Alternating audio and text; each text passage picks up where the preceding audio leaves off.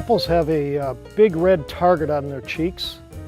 More than 50 pests are known to attack apples, and we have a number of disease complexes that also we're having to protect against in order to grow an apple crop. Many years ago, when our fathers were farming, the means of controlling pests was substantially different than what it is today. Basically, you sprayed by a calendar, so there was a schedule of maybe every 2 weeks you'd be putting a spray on to protect against harmful insects. That approach was called broadband coverage, so in other words, you were literally taking care of all the pests that exist out there, as well as some of the beneficial predators that preyed on the pests. So that's old school. We've now evolved into a whole nother approach. All Riveridge partners today utilize a technique that's called integrated pest management, or IPM. And essentially that means that we hire scouts, they go out in orchards and they hang traps looking to, or trying to trap pests so that they determine the populations. So this is a trap that we've been using during the summer months to look for pests. Wow, there's a lot of pests in here.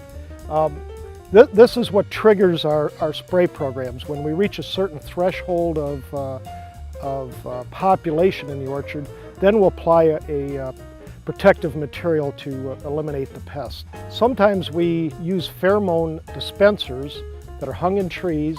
The attempt there is to confuse the male insects that are looking for females that they're going to breed with and hatch additional generations.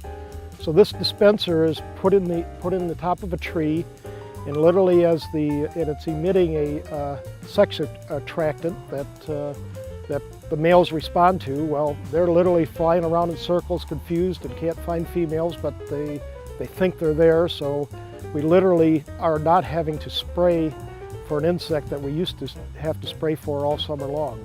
In the eastern part of the United States, we get a lot of natural rainfall.